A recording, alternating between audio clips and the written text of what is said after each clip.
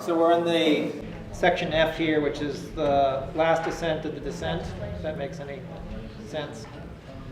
As Brad said, this is sort of the inverse, perhaps, of where we would like to be, but this is kind of the evolution, really, of what we call the corporate state. So if you read that blue divider there in your curriculum, building a corporate state, a minority use of the Constitution, override community self-government. So we have now these amendments to the Constitution. You still have the Constitution itself. You have now industrialization happening, of course, in the United States and other places. You have the corporate form starting to become a more important economic engine to societies. So before it was really about individuals who had a lot of wealth and sort of drove how economies would work and commerce. Now you have the corporate form really starting to take on a more important role. And of course, the major corporate form of its time was the railroads. So we started to see the influence the railroads had on politics, how they were having to dealing with things like worker rights, of course, the expansion westward, which of course meant moving federal troops out to tame, quote unquote, the savage beasts of the natives in the West there, of course, eliminate them if it became problematic. So our own doctrine of discovery activities we're beginning to have westward because of the railroad corporations. Well, the railroad corporations also had a very heavy influence on the laws that we see today, especially around corporate rights, quote unquote rights. So you have the railroad companies to thank for that.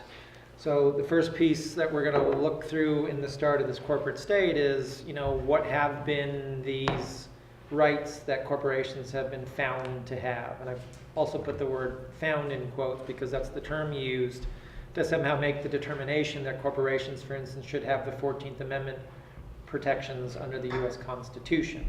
That these cases get made, the attorneys go in and make these arguments that corporations should be seen as having these same kind of rights, eventually moving it up the judicial food chain there, and eventually ending up in the Supreme Court, U.S. Supreme Court, and then getting determinations that eventually find these rights that were created for living, breathing human beings, but now being applied to corporations, which are really technically property.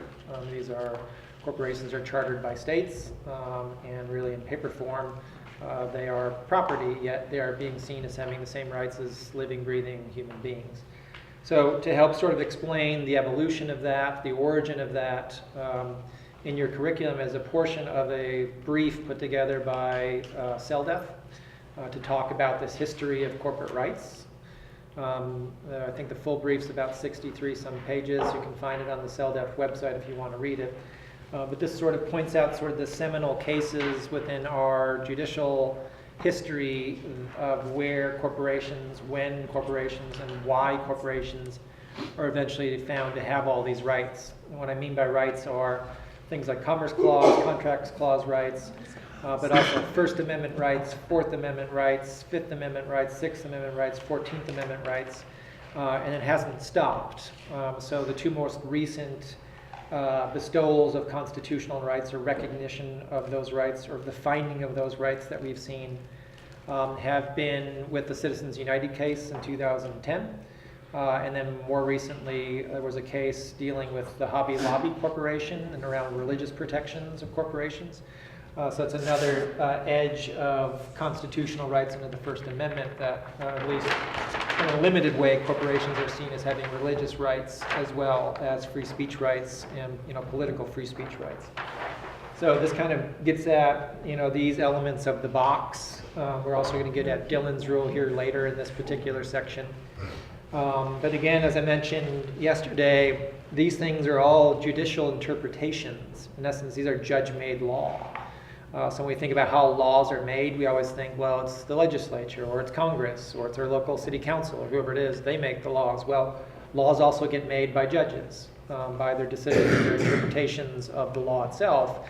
And we see how difficult it is, especially once the Supreme Court weighs in, on things of this nature, how difficult it is to undo that once the law is made by those judges. And so really this next piece here is talking about that judge-made law dealing with, again, corporate constitutional rights and the cases that were involved, and them eventually being seen under the U.S. Constitution. And again, as Jane Ann Moore says, it's not just about that one particular corporation making the argument. It becomes then a power that gets bestowed upon all other corporations following. So as that one corporation may find value in making those arguments and getting that recognition of certain rights, that then gets passed on to all the other corporations who can use that same sort of power. So if you were to start to dig into some of the cases that CELDF has been involved with around communities dealing with corporate projects, and you see the lawsuits that are drafted up, it all gets at very much the box. You can read those legal briefs, and they point to these various things. They say that we have 14th Amendment right protections, and therefore you can't discriminate against us because we are seen as persons under the law. So all this stuff is living, breathing reality, but again, until you confront it, you often don't see it. It's that camouflage, but it is, in essence, the law of the land. And so again, this next section is about trying to dig a little bit into the history around corporate constitutional rights as part of the overall narrative that we've been going through here in Democracy School. Two things. You heard Kai say that this is judge-made law. You heard Chief Justice Waite in the minor Happersett case say our province is to decide what the law is, not to declare what it should be, which is interesting. You might also put a bookmark in page 193 so you have the text of section 1 of the 14th Amendment, because the edification, the gathering of resources to build this monstrous edifice that has become the structure of law in this country begins with the 14th Amendment. As I mentioned, as soon as it was ratified, corporations began bringing cases to the Supreme Court so that they could find, quote-unquote, the 14th Amendment. So you have the text in front of you on page 193 of that section 1. All persons born or naturalized can't deprive any person of life, liberty, or property without due process, equal protection. We mentioned last night, 1886, the Santa Clara case, but it begins at least about 20 years before. As I mentioned, from 1868, corporations begin bringing cases to the Supreme Court to find protection rights for corporations as natural persons. The Chief Justice Brennan, who was on the Supreme Court from 1956 to 1990, in his looking back at the history of the court, said that thing that I told you a minute ago, which was by 1871, it was well understood that corporations should be treated as natural persons for virtually all purposes of constitutional and statutory analysis. If you look on page 233, maybe that's a better place to put the bookmark because section 1 of 14th Amendment is there as well. There's a discussion of some of the cases where constitutional protections were found, quote unquote. The beginning place, the origin story is the Santa Clara case, but it actually moves back 4 years further. And so on page 234, there's a reference to the San Mateo versus Southern Pacific Railroad Company. This was a case where the railroad company was complaining that their equal protection rights were violated because they were taxed by the county differently than non-corporate persons. There's a man named, what's his first name? Roscoe Conkling, who was a member of the drafting committee of the 14th Amendment. In the San Mateo case, he's there to help begin the chipping away of 14th Amendment protections from living, breathing human beings to bestow them on people. Notice at the top of page 235, this is Conkling saying, at the time the 14th Amendment was ratified, individuals and joint stock companies were appealing for congressional and administrative protection against invidious and discriminating state and local taxes. He then intimated that those who drafted the 14th Amendment, again with the eye toward freed slaves, actually used the word persons because they had corporations in mind. That's what he says. The apocryphal story is that he had a notebook full of notes from the drafting meetings, which he brandished in his arguments before the justices, And the apocryphal story is the notebook was blank, but as a prop, it convinced them. And so that's in 1882. You move forward 4 years to 1886, Santa Clara County versus Southern Pacific Railroad Company, and you'll notice that without even issuing a decision, Chief Justice Waite says, the court does not wish to hear arguments on the question whether the provision of the 14th Amendment to the Constitution, which forbids a state to deny any person within its jurisdiction the equal protection of the laws, applies to corporations. We are all of the opinion that it does. And so the first brick is laid. 3 years later, on the top of page 236, there's the Beckwith case, again brought by the railroads. Again, they found corporations in the 14th Amendment. And so the bricks get laid on top of each other. I think a good thing to keep in mind as we go through this, because I usually start to see really contorted faces around the room, because it seems like all logic kind of disappears. And I think that's the right kind of reaction to have here, because it doesn't compute. I think the best way maybe to think about it is almost a similar scenario to the Pope and his papal bull, basically just declaring what it's going to be.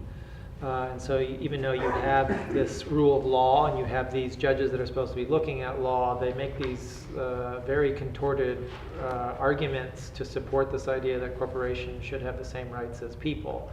And it makes it very difficult, I think, from a logical standpoint to see how they come to that conclusion. And if you read this entire brief, that's the point of the brief. It's saying, well, how did you even get there? There's nothing underneath what you're saying here, you're just saying it.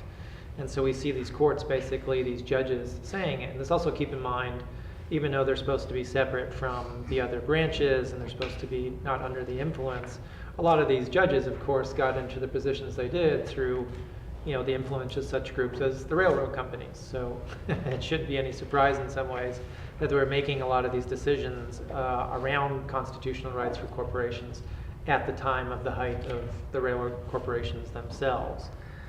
So just a little kind of amendment to getting through this all. On page 237, we start to dig into some of the Bill of Rights, the original Bill of Rights, and how they apply to corporations.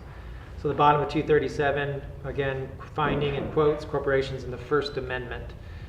So those who've been tracking sort of corporate rights, again, Citizens United has sort of put the spotlight on that particular one. But I think we need to be clear that the First Amendment protections for corporations well preceded Citizens United. In that case happened to be one from the 70s. It was one called the First National Bank of Boston versus Bellotti. So you can read here, the First Amendment to the U.S. Constitution declares in part that governments shall make null law abridging the freedom of speech. In the First National Bank of Boston versus Bellotti, the Supreme Court found corporations in the First Amendment when the court threw out a Massachusetts law that prohibited corporations from spending money to influence legislation unrelated to their business. The ruling nullified the laws of 30 states that adopted similar legislation. Note the effect there. You got laws in 30 other states that have similar statutes, and those get wiped out immediately with one decision. So one of those states was Montana. Believe it or not, Montana had a pretty strict law against corporations' influence on politics.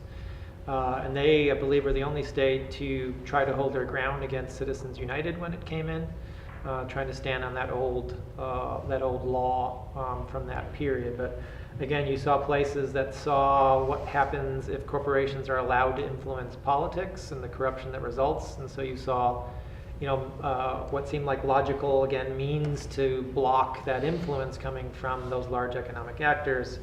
And again, you see now the Supreme Court wiping that away. In this case, having to do with restricting how corporations can be involved in politics. Jim? So, Brad, when you talked about these bricks being piled up in these court decisions, and people talk about movements wanting to repeal Citizens United, it's not really a law, so you don't repeal it. How does one go about reversing those bricks? What do you have to do legislatively to nullify those bricks of the court decision? Yeah, I think that's the exact question post this part of the school that we're going to finish up on, which is, all right, if we know this is how it's built, we know how it's constructed, if we know this is the system we're living under, and we don't want to live under that particular system, how do we go about changing it? And so we're going to lay out how communities are beginning to try to address that particular question. I think the methods of how you amend constitutions, for instance, are pretty clear. I mean, we know how the process is for a state constitution, or we know how to make a local law, or we know the possible courses that could be taken to amend a federal constitution. But part of the question is, well, how do you get there? I think is the more difficult. The way to do it is fairly clear if you're going to work it within the system that we have. But the question is, how do you... You're assuming then that amending the Constitution is the only way to fix that, right? Well, that's statutory? Yes. Well, some of these things, it's the only way to fix it because of the way that constitutional law trumps statutory law. And so the question is, if you have those legal doctrines, which these are all basically constitutionally formed and reinforced by the courts, you're not going to find, for most of those, statutory fixes. However, as we talk about where this work's evolving to, there are places now that are aiming at state preemption, for instance, through constitutional amendments at the state level, to begin to recognize the local authority of communities to protect and advance rights without the ability of state preemption to override that.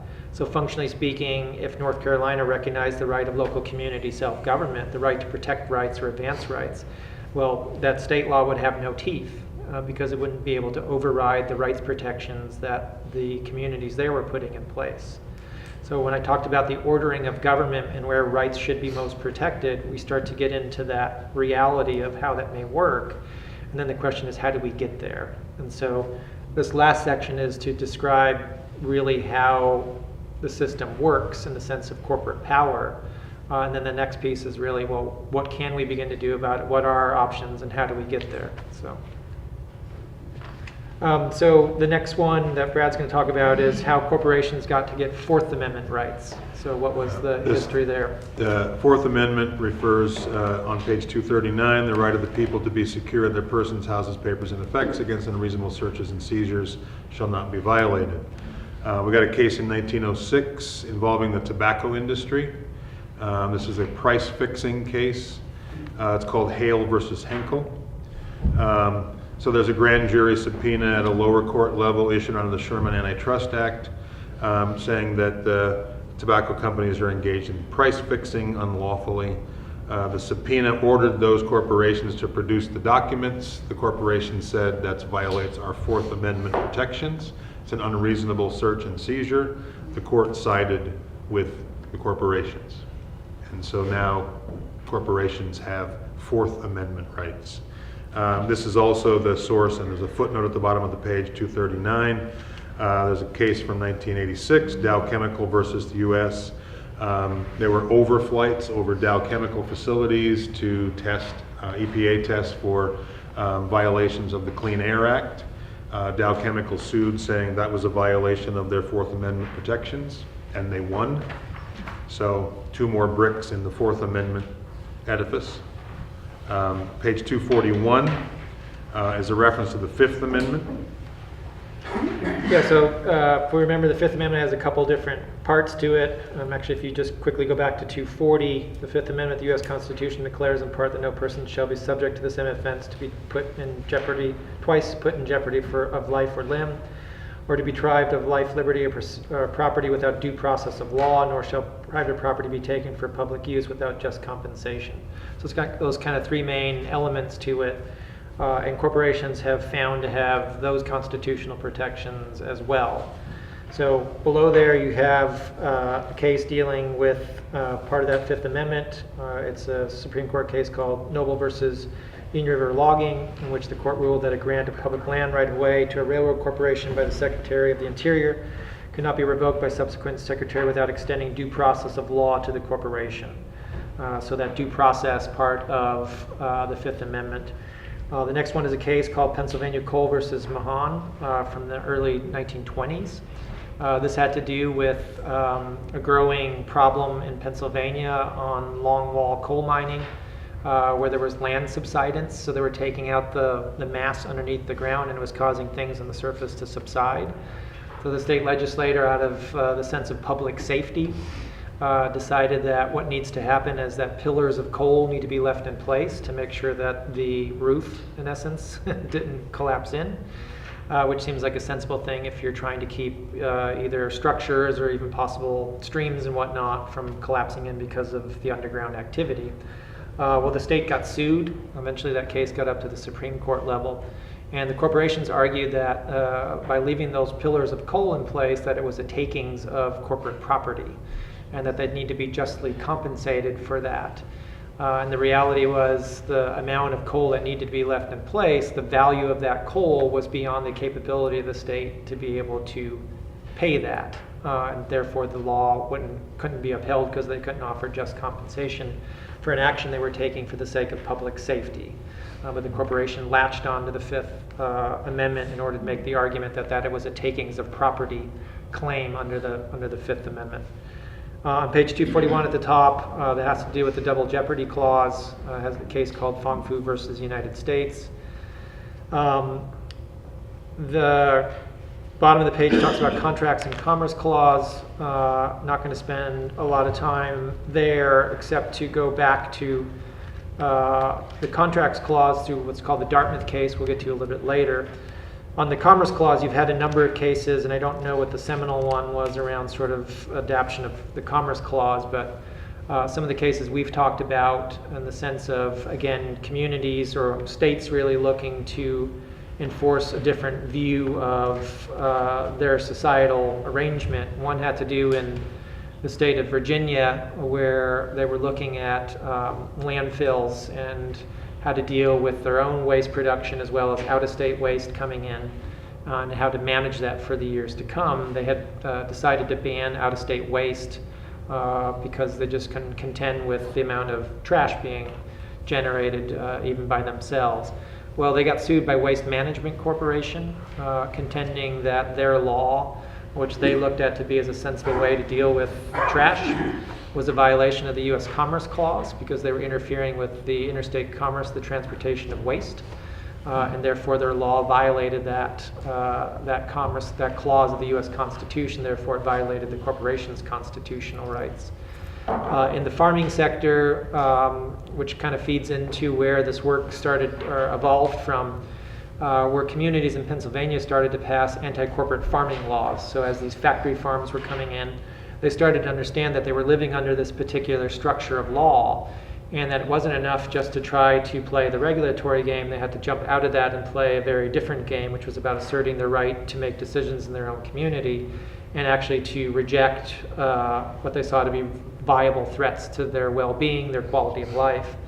And so these factory farms are very much that sort of threat to a lot of these communities. So they started to pass anti-corporate farming laws, and those laws are based on laws that had been passed in a couple of Midwest states that were looking at trying to more protect family farm arrangements and not the corporatization of agriculture in those particular states. And so those had been on the books for a while, and those communities started to use those same kind of laws on a local level.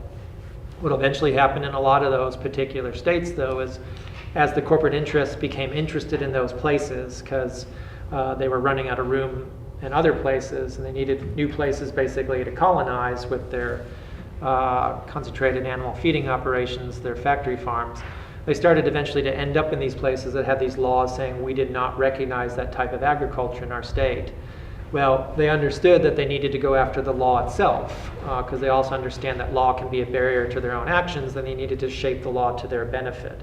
So they started to challenge these state laws again under the Commerce Clause of the U.S. Constitution, because these state laws were interfering with their ability to engage in commerce through the practice of factory farming, and these states with their state laws saying we don't recognize that kind of farming were interfering with it. Therefore, those laws needed to go, and they won those cases in court, again, because they have Commerce Clause protections under the U.S. Constitution.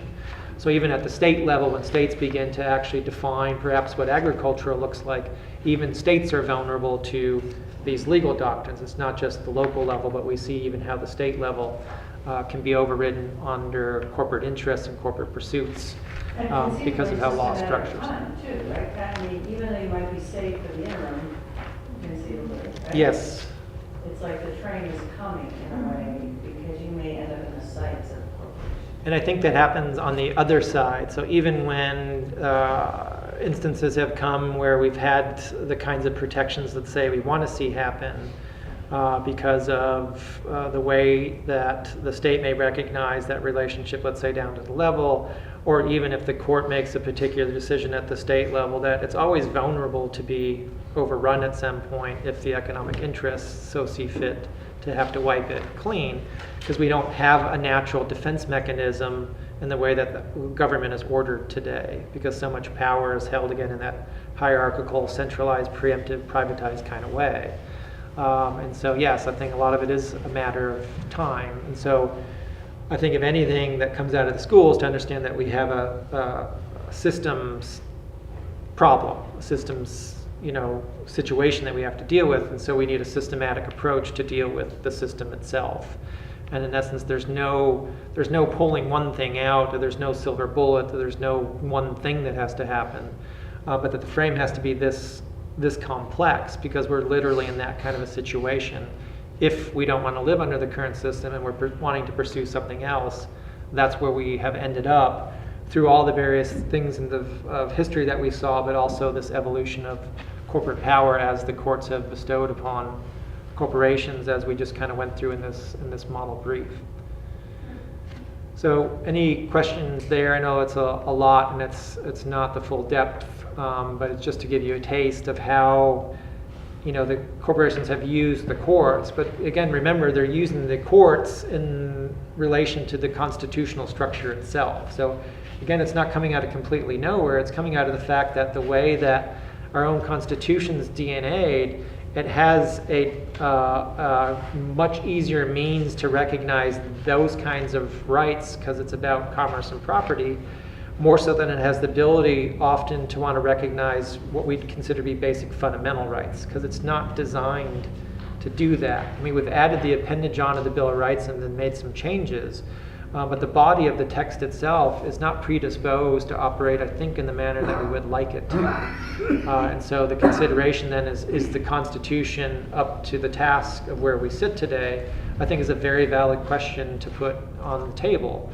And if it's not, again, the question is, what are we going to do about it, and how do we get there if we need to go that deep?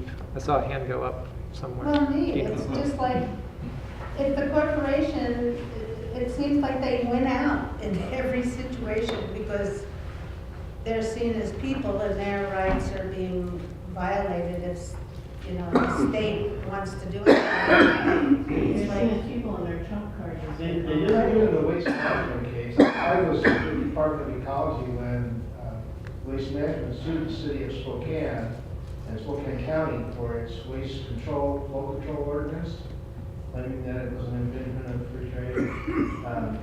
And the county ended up taking that to the Supreme Court, and they won as an entity because they could prove harm to, or potential harm to a publicly funded facility. So I was going to ask you about, in terms of countering some of these corporate rights, what about, instead of individual rights contesting, what about communal rights of larger entities like state governments or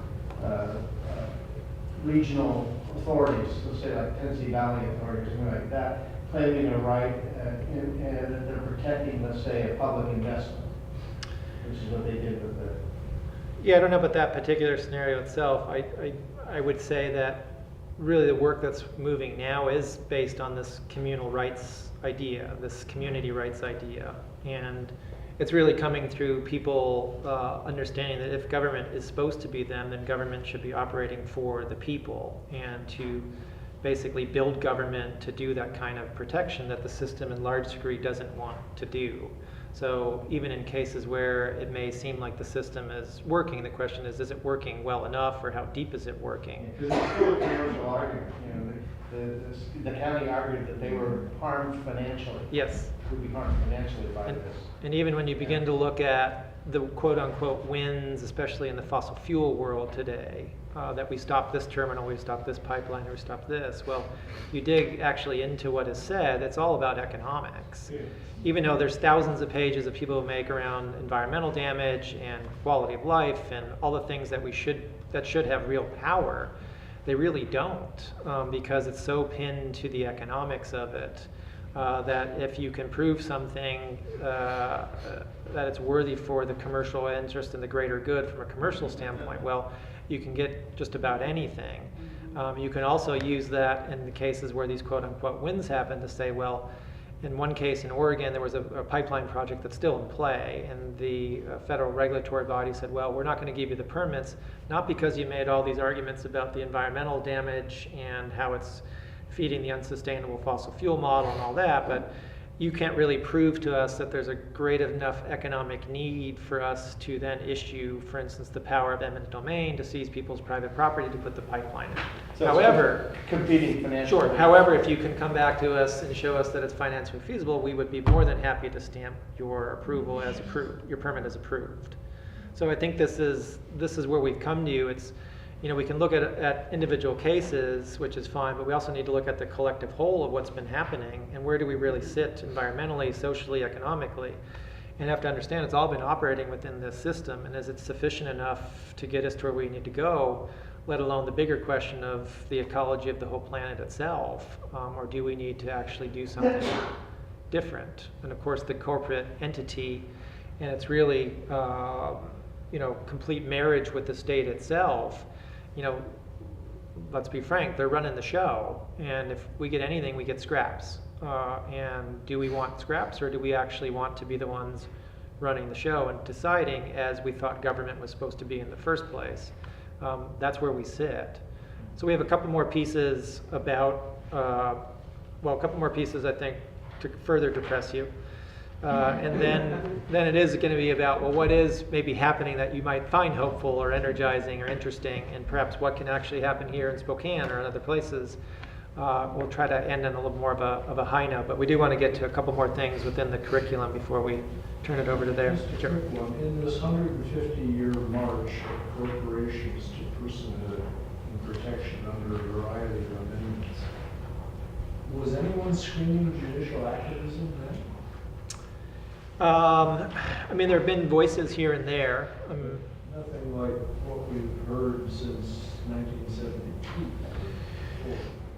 Yeah, I mean, it's been pretty rare. As Brad said, there have been moments where you've had Supreme Court justices themselves. Justice Black, for instance, has written fairly extensively on how perverted he believes it is that corporations should be seen as persons. So you can find those things. You know, there are some more recent cases where judges have begun to sort of, you know, take on this notion that corporations should be seen as persons. But it's not to the point, I think, where we're going to see a huge breakdown of the system from the judicial side of things.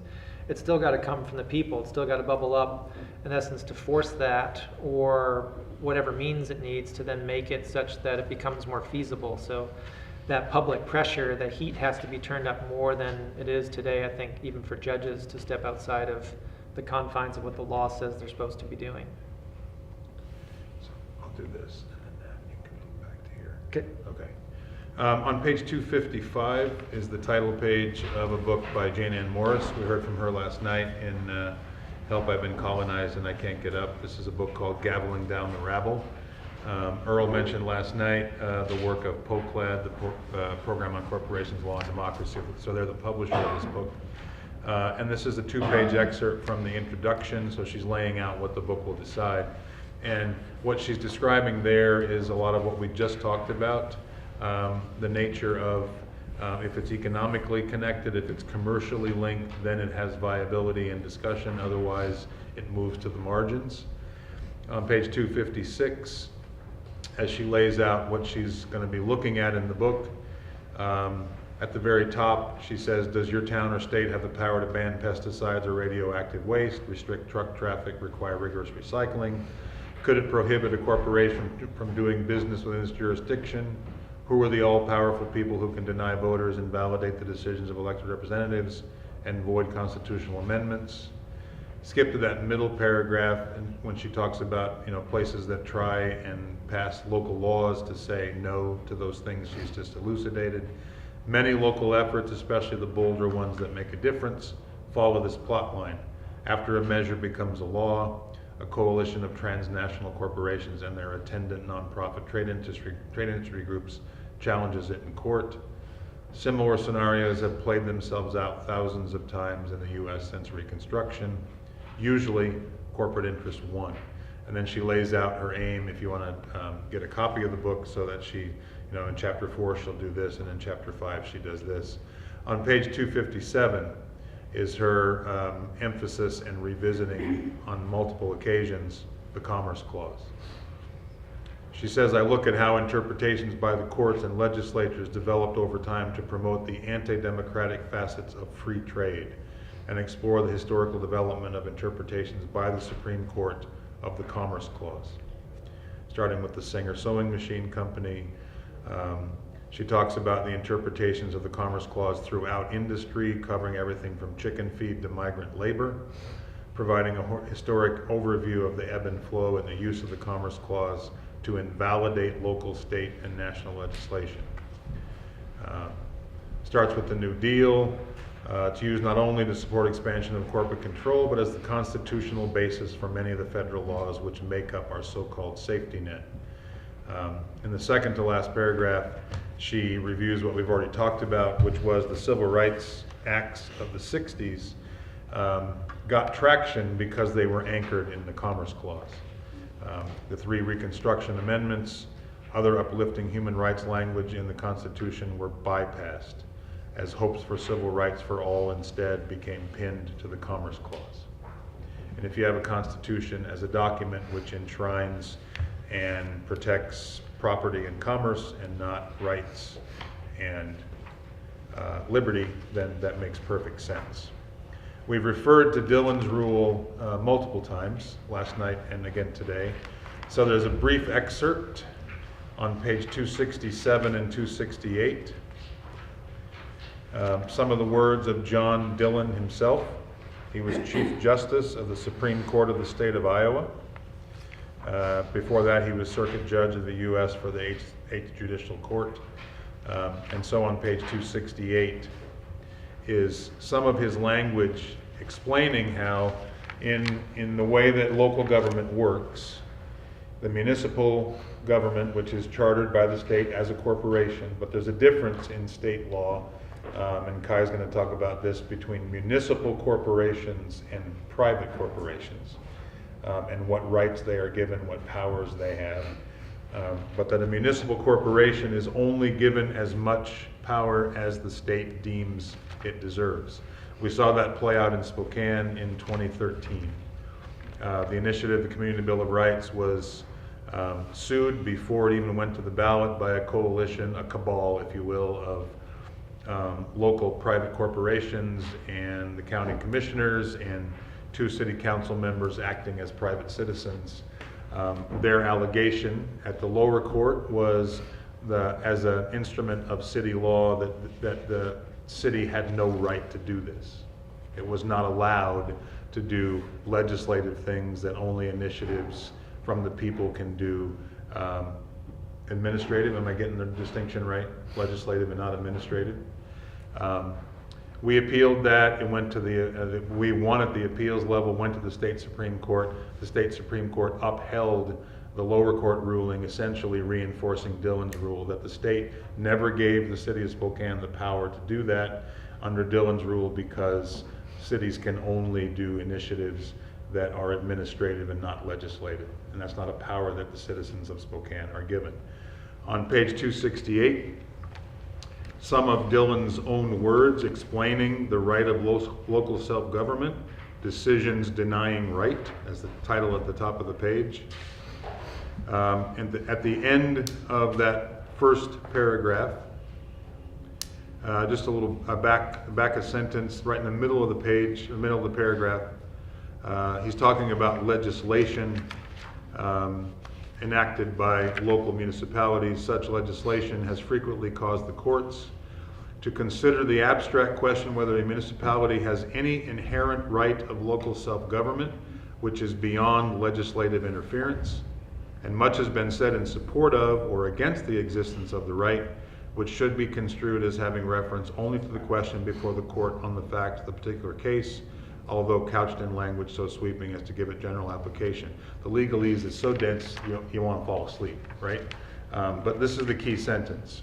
It must now be conceded that the great weight of authority denies in toto the existence, in the absence of special constitutional provisions, of any inherent right of local self-government which is beyond legislative control.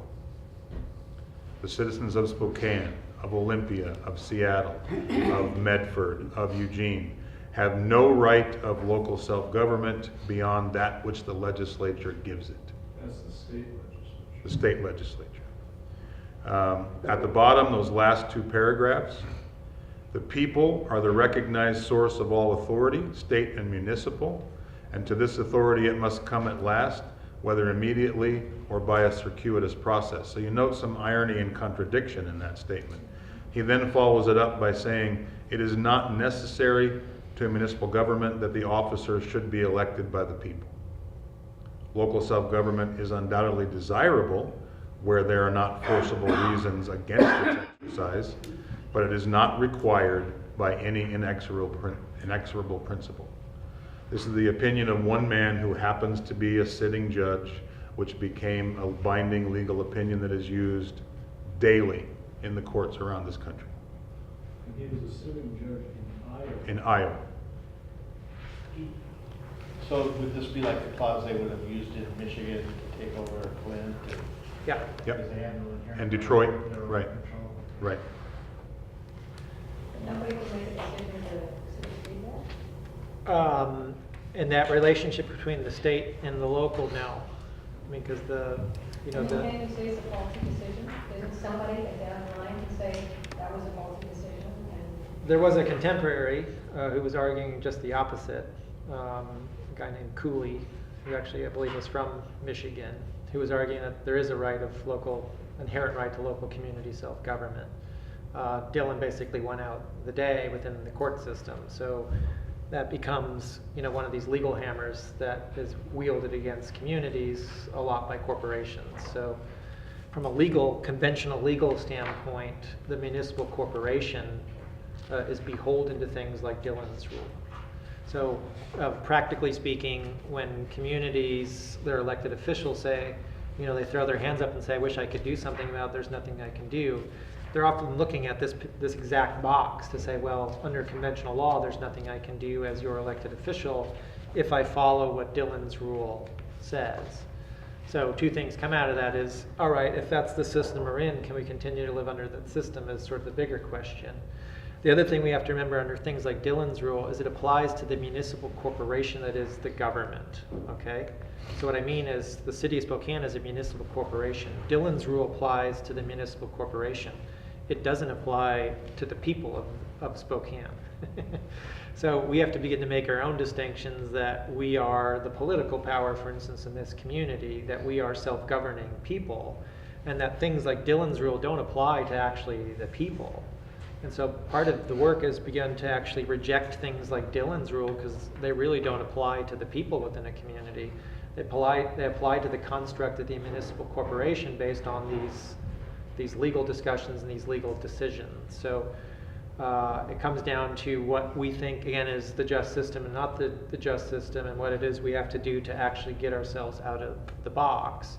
Part of it is understanding what the box is and how it confines us, and how the conventional legal system, for instance, looks at things like Dillon's rule. And to your question, in the Minor versus Happersett case, Justice Waite is saying, and this is the language they use to say, once settled, always settled. He says, if the courts can consider any opinion settled, this is one. He then uses the phrase, if uniform practice long continued can settle the construction of so important an instrument, this is one. It's just this agreement. We live in a world where if you want to talk about the dams on the Spokane River, you get to comment on that for a period of 2 weeks once every 50 years. And we accept that as normal. And so that's the level of absurdity, because it's under the purview of the Federal Energy Regulatory Commission. And they open the window of comments on the licensing of the dams on the Spokane River once every 50 years. So, I'm a little confused. Dillon, Supreme Court Chief Justice in Ireland, pens this. right. Yeah, so he wrote a legal opinion.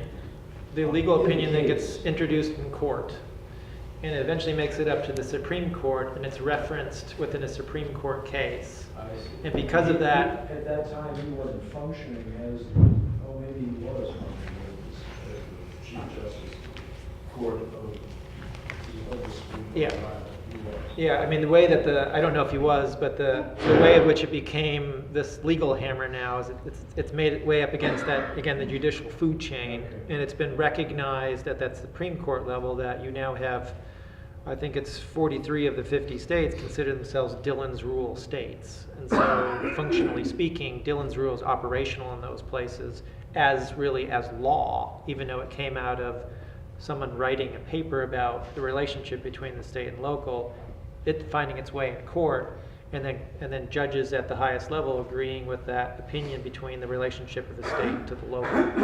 So when we talk about how is law made, it's not just made again by our legislatures or our county commissioners or city council or the Congress, it's also made by judges, which also kind of turns our head on like, well, I thought there was the separation of powers thing. Well, very clear that not only are courts making law, but we should also be very clear that courts are very political at the same time. So they function also as the legislative body, but they also kind of function as a political body as well as being supposedly the judicial body. So part of what we don't get into, maybe we'll get into in the last piece here, is what part of the system is worth upholding or what part of the system needs to be held to account. We don't often talk about the judicial system perhaps being held to account more for their decisions in particular cases. But the question may be, should we be doing more of that if they're going to keep upholding unjust, immoral laws? Can we find the courts themselves to be legitimate in particular cases? And I think that's one of these questions that is left to be answered. But that's how deep the stuff goes, because again, you have the courts making these decisions that corporations are people.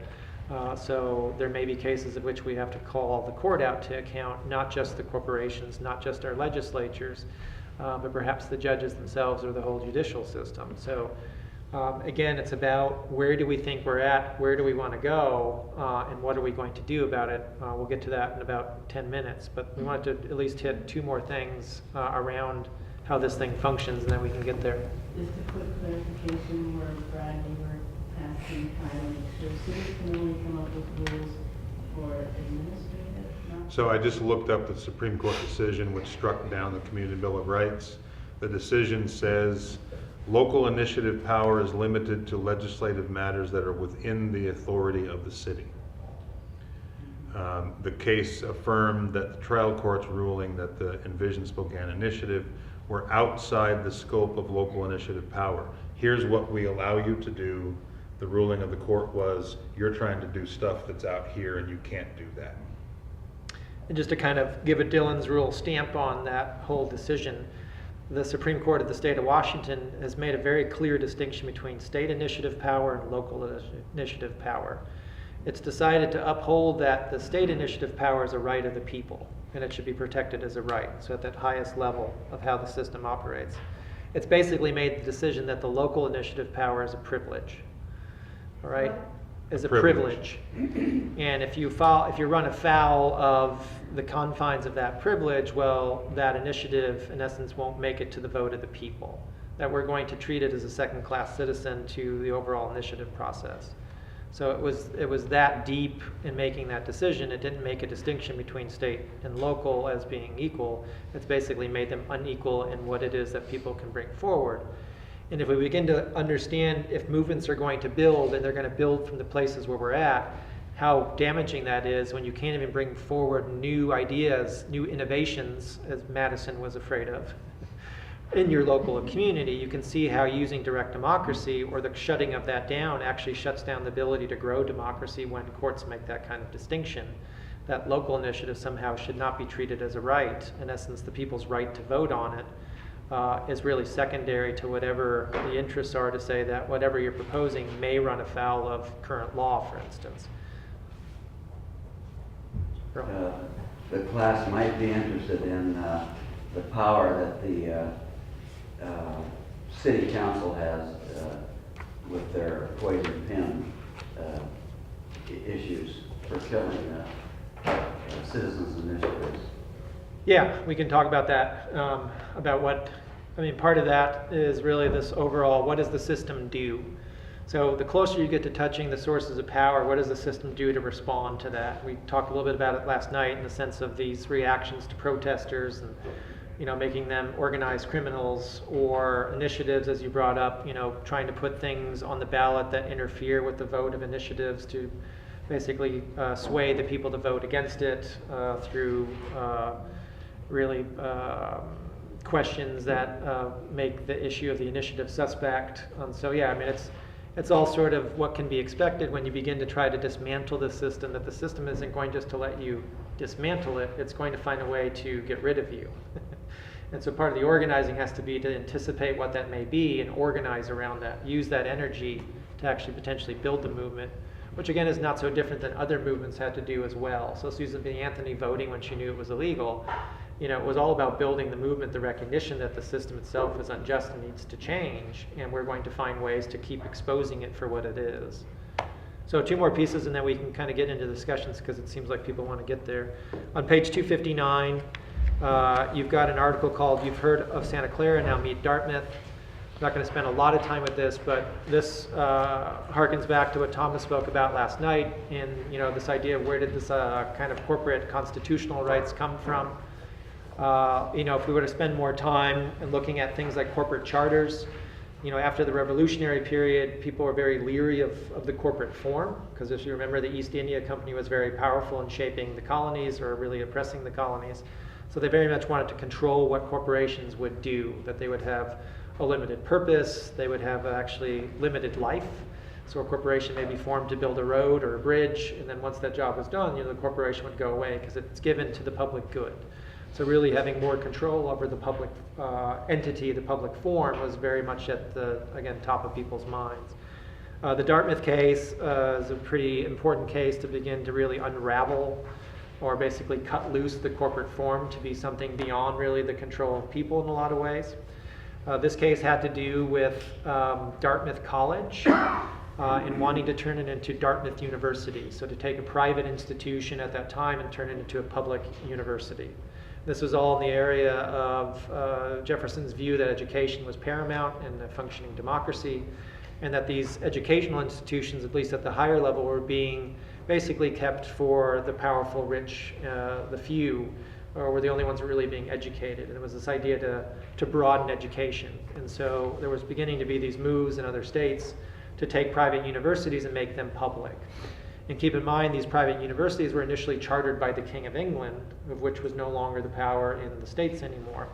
And so in essence, it was about taking those charters away and actually instituting public institutions of learning. And this is what the folks wanted to do in New Hampshire, turn Dartmouth College into Dartmouth University.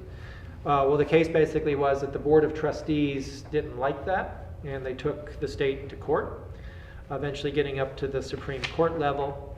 And to make a long story short, the eventual decision by the courts was that that charter is to be considered a contract. And if we remember from the US Constitution, we have something called the Contracts Clause. And the states had interfered with the contract here, basically tried to unilaterally revoke or dismiss or cancel a contract. And it doesn't have the power to do that because it's not the Congress in this case, it's merely the state. And so therefore, Dartmouth College can continue to stay Dartmouth College because that form of that charter should be seen as the same thing as a contract, and no state can interfere with that particular power. Contract with whom? Well, with the state, basically. When a corporation is chartered today, it's basically a contract between the state and the corporation. So even though the state forms the corporation, the state cannot unilaterally change the agreement between the corporation and the state. It can't change the language within that corporate chartering. just like the corporation can't change it unilaterally as well. So in essence, they're equal partners. And by Does this, it have a time limit? Huh? Don't contracts usually for a period of time? well, They go on forever? well, that's the thing with a corporate charter, it can go on in perpetuity. That there's, and if it's going to change, it can only change between the agreement of the two parties. And by New Hampshire taking the action to revoke that charter without the consent of the Board of Trustees, it broke the contract of what that was set up to be as. And they don't have the power to do that. So there was this, again, cutting loose of the corporate form and really even the state's control of corporations, even though the states created corporations. It was also sort of the beginning frames of really of this, private versus public actor relationship as well, because that particular case went one step further. So on page 269, just to kind of give us a visual of where we sit today, you have this relationship of where states actually create corporations. They charter them technically, but that charter is really akin to a contract. So you have sort of this equal relationship, at least within the chartering realm, between the state and the corporation. However, when that court made the decision, it made a distinction between the private corporation and the municipal corporation, that same relationship doesn't exist between the state and the municipal corporation, all right? In essence, that the state can't break a contract with a local municipal corporation because it charters it, because it sees it as a different entity. That it still has this chartered relationship, and as we remember from charters, it's about bestowing of certain powers and privileges somewhere, but those who bestow can also take away. This is why things like Dillon's rule can come into being, because you still have this relationship that the state overrides, dictates what the municipal corporation can do, yet it's now in this contractual relationship with the private corporation. And the other thing that's not on that particular diagram, what you can pretty much point an arrow down from the business corporation to the municipal corporation, because in so many ways, the municipal or the business corporation, the private corporation, really in a lot of ways has means of controlling the municipal corporation. Again, because of the way that this box operates, not just because of this particular decision, but that our communities have become in some ways corporate property. And this particular case is just one element, again, of all these other things that have transpired over a period of time to bestow, again, that greatest economic actor with the greatest powers and the greatest legal protections to move things forward in our own communities, and even such that our state doesn't recognize our ability to be self-governing.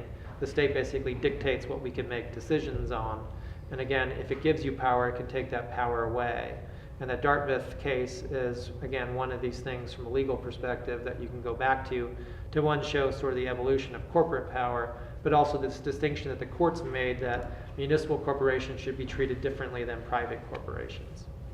This question over here. So you're saying that all the private corporation has to do is demonstrate that it has basically a property right in the contract with the state, that it has, that charter has value to them, so therefore their property, and they're protecting their property? Yes.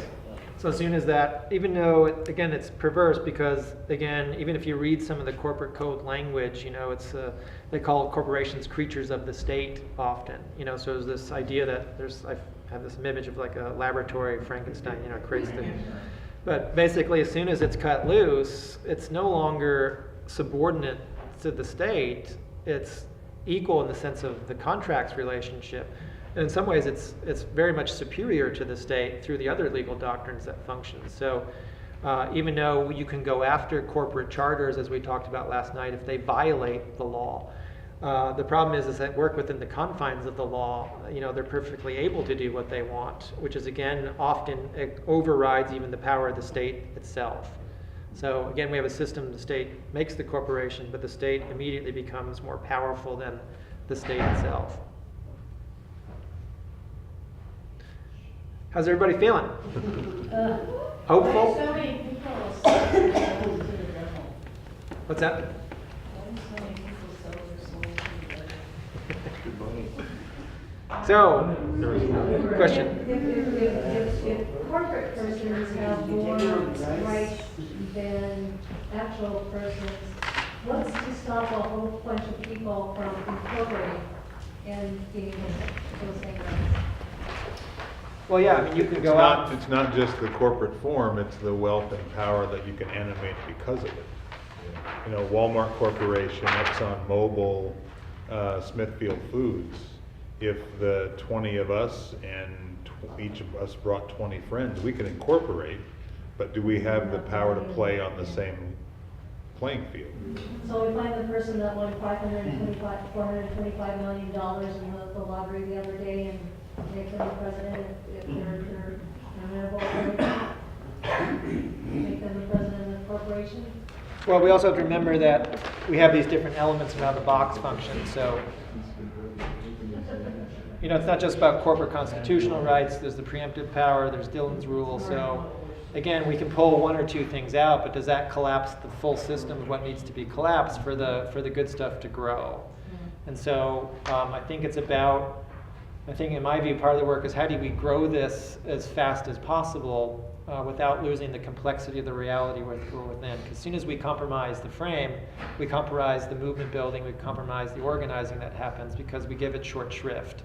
And I think there's a danger there when, for instance, the focus is just on revoking Citizens United, for instance. So let's say you open up the Constitution just to do that. Well, now you're circa 2010, a day before Citizens United was passed. Well, where do we really sit? Because there's all this other stuff still functioning out there that dictates the behavior of our own communities, which Citizens United doesn't address, for instance. So I think it's part of, if we have to get there, what are we going to ask for? I think that's part of what the work has come to be. And in a lot of ways, the laws being moved in communities are really blueprints of what a new constitutional structure could look like. So we've reached here. The question is, can we push back far enough from this long history, this long pattern of power being held in the few, by the few, and actually being held by the many, by the people, doing things like actually elevating the ecosystems to a different place than how the systems of government and law have wanted to operate. To kind of kickstart us into more of a conversation here, we did want to set a little bit of the scene. We've asked Thomas to come back and kind of just talk at least about the beginning phases of this work, give you a sense of where the work is happening, how it's been formulated, and then really just talk about how do we, potentially do the work here, or continue the work here, or do it in other places, or what does it look like, what are our chances, what do we have to do, how do we talk about it. Again, full well knowing there's really no silver bullet method here, that we have a much bigger task to take on, and understanding that, again, the system's going to respond certain ways. Thomas will bring some of it up. We'll bring some of other things up about when the system reacts, what do we do with that? How do we use that organizing energy? Just like other movements have had to do that. We're in a very similar spot, I think, today, as those other movements were in the past. So I don't know, Thomas, if you want to come up and say a few words about where this all started. Yeah, you guys are okay with taking a 5-minute break, just if you want to clear their head? Up to you guys. We can take 5 minutes and then rally till 5.